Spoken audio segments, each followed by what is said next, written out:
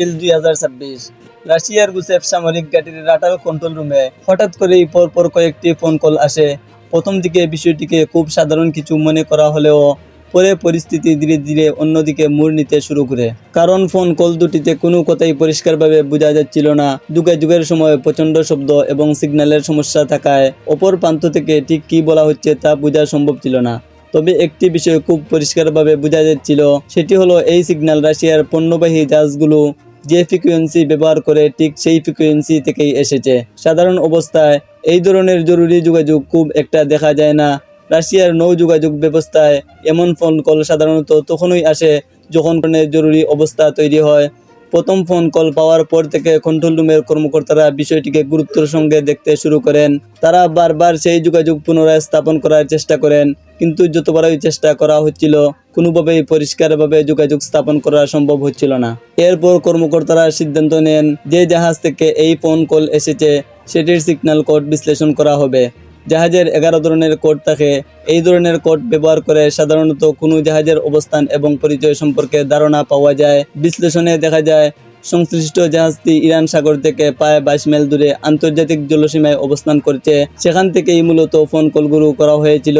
কিন্তু সবচেয়ে বড় সমস্যা ছিল জাহাজটির সঙ্গে আর কোনো যোগাযোগ স্থাপন করা যাচ্ছিল না। রাশিয়া তাদের পণ্যবাহী জাহাজগুলোর নিরাপত্তার বিষয়ে সবসময় গুরুত্ব দিয়ে থাকে, কিন্তু সমস্যা ছিল আরেকটি।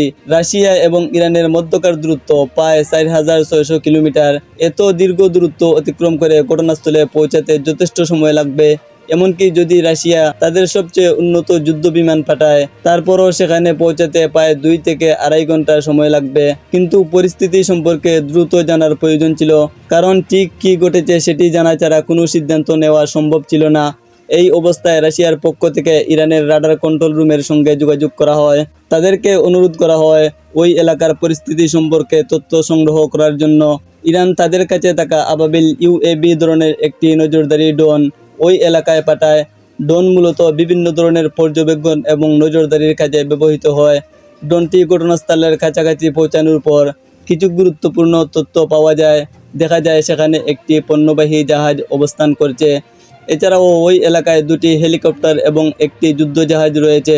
তবে এগুলো কোন দেশে সেটি পরিষ্কারভাবে নিশ্চিত হওয়া সম্ভব হচ্ছিল না। ঘটনাস্থলটি আন্তর্জাতিক জলসীমার মধ্যে ছিল। আন্তর্জাতিক জলসীমায় প্রত্যেক দেশের কার্যক্রমের ক্ষেত্রে নির্দিষ্ট কিছু নিয়ম রয়েছে, তাই ইরান সরাসরি সেখানে গিয়ে কোনো ধরনের পদক্ষেপ নিতে পারছিল না। পরিস্থিতি পর্যবেক্ষণ করে তারা রাশিয়ার রাডার কন্ট্রোল রুমে জানিয়ে দেয়। পরিস্থিতি সম্পর্কে ধারণা পাওয়ার পর রাশিয়ার সামরিক কর্তৃপক্ষ দ্রুত সিদ্ধান্ত গ্রহণ করে। তারা তাদের সবচেয়ে আধুনিক যুদ্ধবিমান Su-57 পাঠানোর নির্দেশ দেয়। এই বিমান অত্যন্ত দ্রুত গতির এবং আধুনিক প্রযুক্তিতে তৈরি, ঘন্টায় প্রায় 2600 মিটার উঠতে সক্ষম। এই যুদ্ধ বিমানগুলো দ্রুত ঘটনাস্থলের দিকে পাঠানো হয়। সাথে উড়ে যায় একটি রিফুয়েলিং বিমান। পথে একবার জ্বালানি লোড করে প্রায় 2 ঘন্টা পর যুদ্ধ বিমান দুটি সেই এলাকায় পৌঁছে যায়। সেখানে পৌঁছানোর পর তারা আন্তর্জাতিক যোগাযোগ ব্যবস্থার মাধ্যমে সেখানে অবস্থান করা যুদ্ধজাহাজ এবং হেলিকপ্টারগুলোর সঙ্গে যোগাযোগ করার চেষ্টা করে। রাশিয়ার পক্ষ থেকে সরাসরি জানিয়ে দেওয়া হয় তারা যেন অবিলম্বে এই এলাকা ত্যাগ করে এবং পণ্যবাহী জাহাজটিকে মুক্তভাবে চলাচল করতে দেয়। কয়েক ঘন্টা পর ইসরায়েলের পক্ষ থেকে একটি বিবৃতি প্রকাশ করা হয়। সেখানে বলা হয় সংশ্লিষ্ট পণ্যবাহী জাহাজটিকে আন্তর্জাতিক নৌ চলাচলের নিয়ম ভঙ্গ করার কারণে থামানো হয়েছিল। তাদের বক্তব্য অনুযায়ী জাহাজটিকে শুধু কিছু প্রশ্ন করার উদ্দেশ্যে থামানো হয়েছিল। অন্যদিকে রাশিয়ার পক্ষ থেকেও বেশ কড়া প্রতিক্রিয়া জানানো হয়। রাশিয়ার কর্মকর্তারা স্পষ্টভাবে জানিয়ে দেন যে ভবিষ্যতে যদি তাদের জাহাজকে এভাবে থামানো হয় তাহলে তারা বিষয়টিকে অত্যন্ত গুরুত্বের সঙ্গে দেখবে এবং কঠোর জবাব দেবে।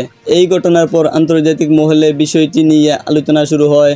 তবে 2 দেশ কোনো ধরনের উত্তেজনা ছাড়াই পরিস্থিতিকে খুব সুন্দরভাবে নিয়ন্ত্রণ করতে পেরেছে।